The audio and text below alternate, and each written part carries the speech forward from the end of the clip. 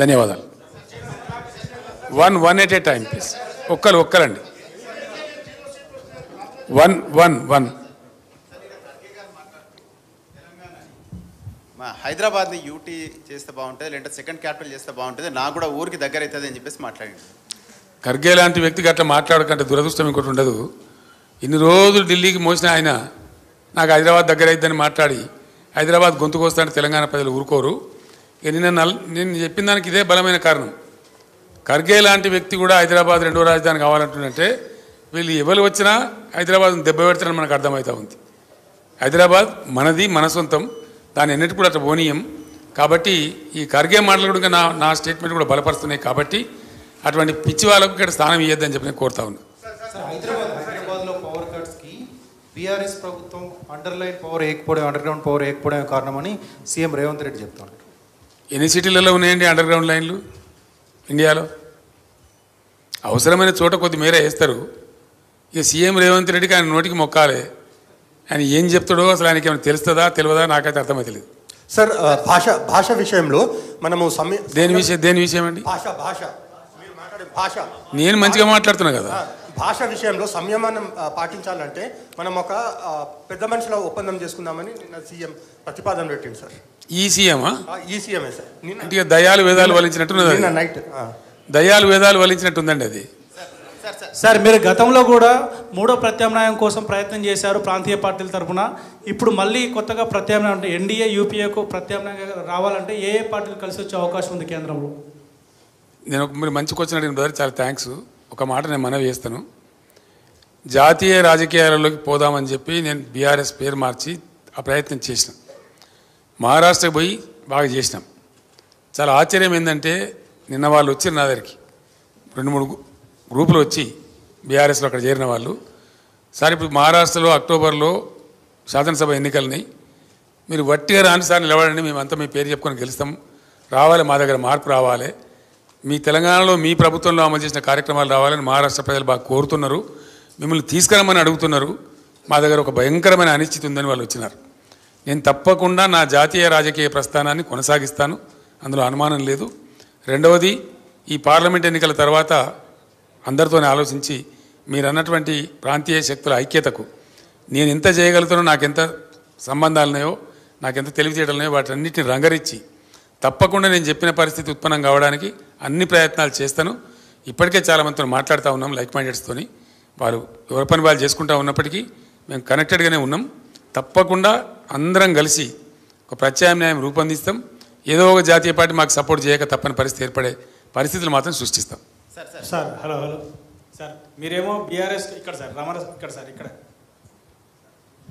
మీరేమో బీఆర్ఎస్కు 12 నుంచి 14 అంటున్నారు, అసలు బీజేపీకి 1 అని అంటున్నారు. కానీ వాళ్ళేమో బీఆర్ఎస్కే 1 లేదా 2 కాంగ్రెస్ మెజారిటీ సీట్లు గెలవబోతున్నాయి, నెక్స్ట్ బీజేపీ ఉంటుందనేది స్వయంగా ముఖ్యమంత్రి నిన్న మీడియా ప్రతినిధులతో అన్నారు. సో రెండో విషయం ఏంటంటే ముఖ్యమంత్రి చెప్పిన ఎన్ని నిజమైనయో ఎన్ని నిజం కాలేదు ఇప్పుడు ప్రజలకు తెలిసిపోయింది. ముఖ్యమంత్రి గారు చెప్పిన విషయాలు నిజాలు ఎన్ని అబద్ధాలు ఎన్ని, మన అసెంబ్లీ ఎలక్షన్లో ఆయన చెప్పిన ఎన్ని జరిగినాయని ప్రజల అనుభవంలోకి వచ్చేసింది ఆల్రెడీ. దాని గురించి నేను కొత్తగా వ్యాఖ్యానం చేయాల్సిన అవసరం లేదు. అంటే ఈ పార్లమెంట్ ఎన్నికల ఇష్యూ కాబట్టి చెప్తున్నారు, అంటే ఈ సీట్ల విషయంలో మీరు అంటున్నారు కాబట్టి వారు అంటున్నారు. సో రెండో విషయం ఏంటంటే మీ పవర్ పోగానే, పవర్ ఉద్యమ సమయంలో మీకు వ్యతిరేకంగా, తెలంగాణకు వ్యతిరేకంగా, ఉద్యమానికి వ్యతిరేకంగా ఉన్న వాళ్ళంతా మీ దగ్గరకు వచ్చి 3 నెలలు కాకముందే అందరూ మళ్ళీ మీ పార్టీ నుంచి వదిలి వెళ్ళిపోయారు. దాని పట్ల మీరు ఏమనుకుంటున్నారు? నాకు అర్థం కాలేదండి. అధికారం కోల్పోయిన వెంటనే మీ చుట్టూ ఉన్న వాళ్ళ గతంలో తెలంగాణ ఉద్యమం సాగినంత కాలం తెలంగాణను వ్యతిరేకించి, కేసీఆర్ను వ్యతిరేకించి, తెలంగాణ ఏర్పాటుని వ్యతిరేకించిన వాళ్ళు తెలంగాణ ఏర్పాటు కాగానే మీ చుట్టూ వచ్చి చేరారు.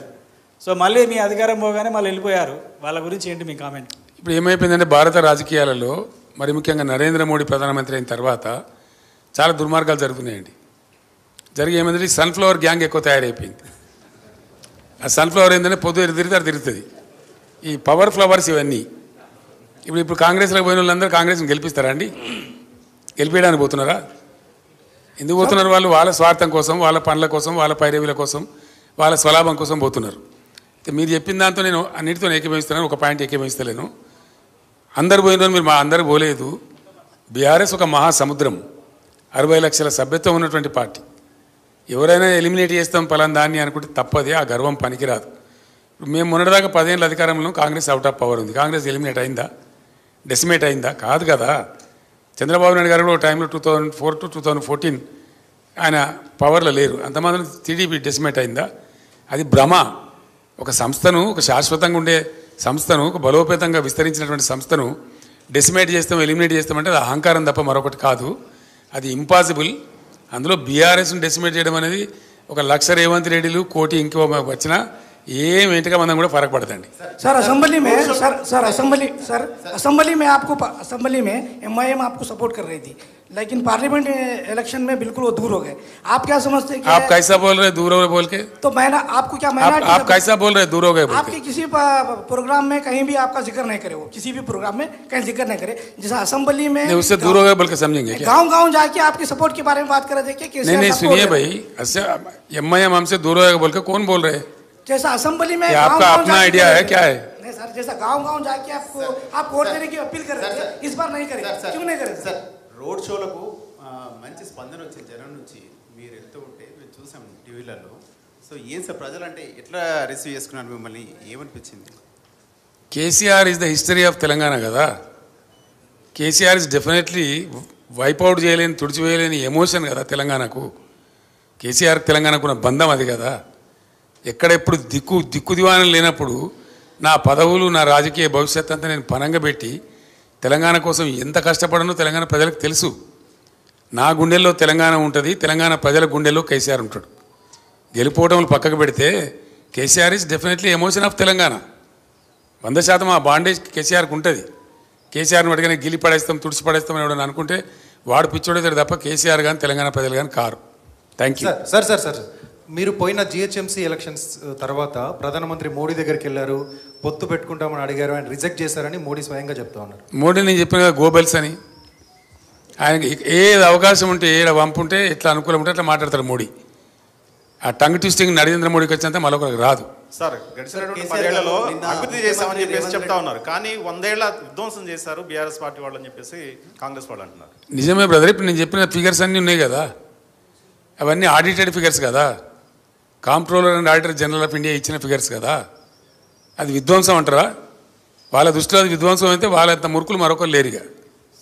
సార్ వచ్చే 15 ఆగస్టులోపు రుణమాఫీ చేస్తాం, 2 లక్షల రూపాయలు రుణమాఫీ చేస్తాం, ఇందుకోసం కార్పొరేషన్ ఏర్పాటు చేస్తాం, అందులో నుంచి నిధులు సమకూరుస్తామని చెప్పేసి అంటున్నారు ప్రభుత్వం. ఇది సాధ్యమవుతుందా సార్? మీరు రైతు బంధు స్టార్ట్ చేసిన ప్రభుత్వం కదా. బ్రదర్ నేను ఒకటే మాట చెప్తున్నా, నేను కూడా రైతు రుణమాఫీ ప్రకటించిన. ఒకే విడతగా చేద్దామని చెప్పి నేను చేయని ప్రయత్నం ఎక్కని కొండలేదు, మొక్కని బండలేదు. దట్ ఈస్ ఇంపాసిబుల్, జరిగే పని కాదు. అందుకే అరచేతిలో వైకుంఠం చూపించి మిమ్మల్ని మోసగిచ్చారని ప్రజలకు చెప్పిన, ప్రజలు కూడా అదే నమ్ముతున్నారు. అది అయ్యే పని కాదు. ఎందుకంటే ఇప్పుడు ఈయన రైతు భరోసా వేయాలి, నెక్స్ట్ ఏయన్నా 4 విడతల డిఏ ఇప్పుడు విడుదల చేయాలి, 51% ఫిట్మెంట్ ఉద్యోగస్తులు అడుగుతున్నారు, అవి ఇవ్వాలి, మళ్ళీ 40,000 కోట్ల రుణమాఫీ ఇవ్వాలి. ఎక్కడికి వెళ్ళి చేస్తారండి? ఎవరిని మోసపుస్తాడు ఈయన? అంత వట్టిదే, ఫాల్సు. అది జరిగే పని కాదు. ఆ కార్పొరేషన్ బట్టిదే, అంత బట్టిదే, ఏది కూడా జరిగే పని కాదు. గవర్నమెంట్లో ఎవ్రీడే మనీ జనరేట్ అవుతుంది, ఎవ్రీడే మనీ బయటికి పోతుంది. అట్లా విడుదల వారికి జరుగుతుంది తప్ప రూపాయి రాక రూపాయి పోక అని ఉంటుంది తప్ప గవర్నమెంట్ దగ్గర అట్లా సూట్ కేసులలో డబ్బులు ఉండయండి. ఈయన చెప్పేదంతా భ్రమ. ఆయన భ్రమలో ఉండి ప్రజలను కూడా భ్రమింపజేసేటువంటి ఒక ప్రయత్నం చేస్తూ ఉన్నాడు. ఆయన సఫలీకృతం కాడు. కేసీఆర్ గారు నిన్న ముఖ్యమంత్రి రేవంత్ రెడ్డి గారు మాట్లాడుతూ ఒక మాట అన్నారు సార్.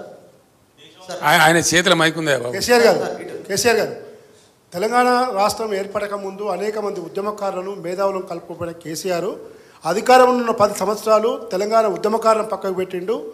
జర్నలిస్టులకు కూడా ఎలాంటి న్యాయం చేయలేదు. కాబట్టి మొన్న అధికారం కోల్పోయాడు. ఇప్పుడు కారు షెడ్డుకు పోయింది, అది బయటికి రాదు. కాబట్టి ఇప్పుడు పార్లమెంట్ ఎన్నికల్లో బీఆర్ఎస్కు ఓటు వేయాల్సిన పని లేదని చెప్పి కాంగ్రెస్ చెప్తా ఉంది. ఓకే మరి చాలా సంతోషం. షెడ్లో ఉన్నది కదా కారు, ఎంత బలంగా వస్తుందో దాని తాటికి రేవంత్ రెడ్డి ఎక్కడ కొట్టుకపోతాడో మీరు నేను ఇద్దరం చూద్దాం. ఉద్యమకారుల విషయం సార్, ఉద్యమకారుల విషయం కేసీఆర్ గారు మీ పని అయిపోయిందండి. వేరే వాళ్ళకి అవకాశం ఏంటి?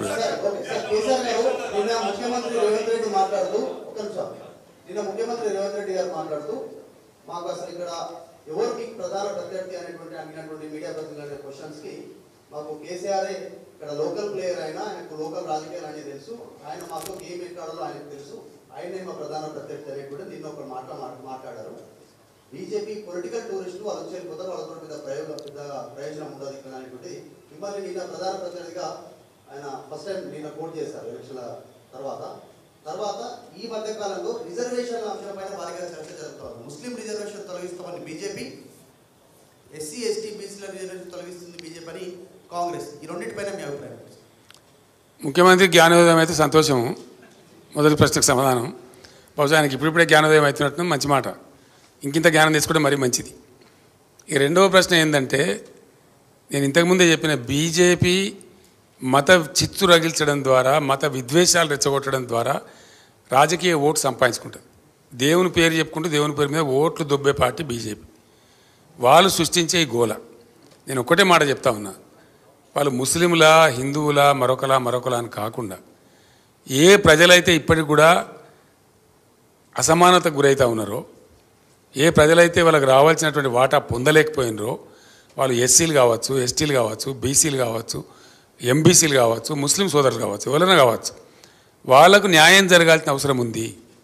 ఇలా ఎస్సీలకు కూడా ఇలా 15% రిజర్వేషన్ ఉంది దేశంలో. వాళ్ళ పర్సంటేజ్ 19% పోయింది. వాళ్ళ లోపల ఇంకా దరిద్రం పోలే. అందుకే దళిత బంధు తెచ్చినాం. కాబట్టి 19% రిజర్వేషన్ ఎస్సీల కోసం పెంచాల్సిన అవసరం ఉంది. డెఫినెట్గా నేను ఘంటాపదంగా చెప్తా ఈ మాట. ఎవరైతే అల్పాదాయం కలిగి ఉన్నారో, ఎవరైతే ధనవంతులతో పోటీ పడలేకపోతున్నారో, ఎవరైతే అర్హులై ఉన్నారో, కులాలకు మతాలకు అతీతంగా అందరికీ రిజర్వేషన్లు ఉండాల్సిందే, అవి కొనసాగాల్సిందే. మనది ఒక టిపికల్ దేశం భారతదేశం. ఒక్కొక్క రాష్ట్రంలో ఒక్కొక్క పరిస్థితులు ఉంటాయి. కాబట్టి అన్ని వర్గాలు సమానంగా ఉన్నాయి. కాబట్టి డెఫినెట్గా రిజర్వేషన్లు తీసేస్తాము, అవి ఎవరైనా సరే వాళ్ళకి నేను వ్యతిరేకిని, మా పార్టీ వ్యతిరేకం. 100% ముస్లింల రిజర్వేషన్ తీసేయడం తప్పు. వాళ్ళకైనా ఉంటే ఉన్నదాన్ని కొనసాగించండి, ఇంకోటి పెంచితే పెంచండి, అట్లా ఉండాలి. కానీ ఒక ముస్లిం ద్వేషం పెట్టుకొని వాళ్ళ చుట్టూ ఈ పొలిటికల్ గేమ్ ఆడడం అనేది చాలా దిక్కుమాలిన దరిద్రం కూడా చర్య. సార్ పార్లమెంట్ ఎన్నికల తర్వాత పార్లమెంట్ ఎన్నికల తర్వాత బీఆర్ఎస్ నుంచి చాలామంది ఎమ్మెల్యేలు కాంగ్రెస్ పార్టీకి వస్తారని చెప్పి కాంగ్రెస్ మంత్రులు చెప్తున్నారు. ఇప్పుడు వస్తారు, ఎన్నికల తర్వాత ఇంకా చాలామంది వచ్చే అవకాశం ఉందని చెప్పి 20-25 మంది ఎమ్మెల్యేలు వస్తారని మంత్రులు చెప్తున్నారు. సార్ ఏం కావాలంటారు మీకు? ఎందుకు ఎమ్మెల్యేలు వస్తారంటున్నారు? మీరు మీ దగ్గర ఏమైనా సమాచారం ఉందా?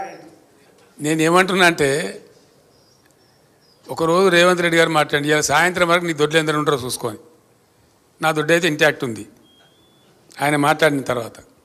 ఇది కూడా అంతే ఉంది. రెండవది, ఈయననే బీజేపీలకు జంపు కొడుతున్నారని కాంగ్రెస్లోనే చాలా అనుమానాలు ఉన్నాయి డెఫినెట్గా. ఎందుకంటే ఆయన కేసులు కొలిక్కి వస్తున్నాయి.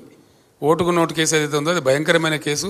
రెడ్ హ్యాండెడ్గా ఆయన పట్టుబడ్డ కేసు. ఆయన తప్పించుకోలేడు కూడా, ఎవరు తప్పించలేరు. కాబట్టి అది మన కింది మీద అయితే ఈయననే బీజేపీలకు జంపు కొడతాడు కేసులు తప్పించుకోవడానికని పెద్ద ప్రచారం ఉంది.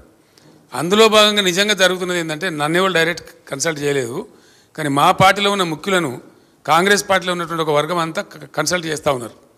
కన్సల్ట్ చేయడంగా స్పష్టంగా చెప్తున్నారు సంఖ్యతో సహా, అన్న మేము 26 నుంచి 33 మంది ఎమ్మెల్యేలు రెడీగా ఉన్నాము, మేము కలుస్తాము, ఇద్దరం కలిసి గవర్నమెంట్ ఫామ్ చేద్దామని చెప్తున్నారు. మరి రేవంత్ రెడ్డి తదాస్తు దేవతలు ఉంటారు పైన, మరి అటు నుంచి ఇటు వస్తారో ఇటు నుంచి అటు పోతారో చూద్దాం ఏం జరగబోద్దు. సార్ మీరు ఇందాక జాతీయ స్థాయిలో బీఆర్ఎస్ మళ్ళీ బలపడుతుందన్నారు.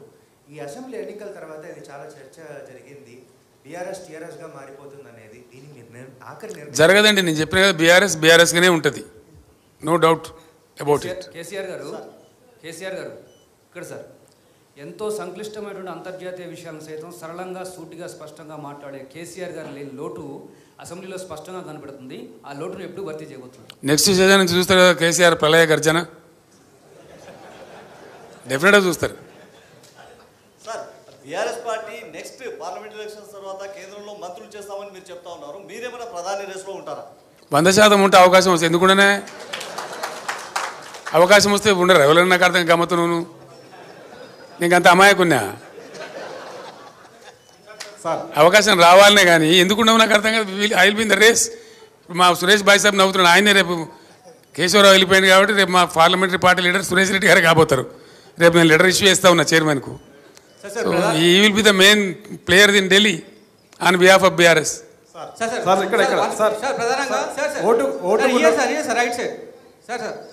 మళ్ళీ వాడేమైనా నా మీద నిషేధం పెట్టగలడా? టైం ఎంత అయింది?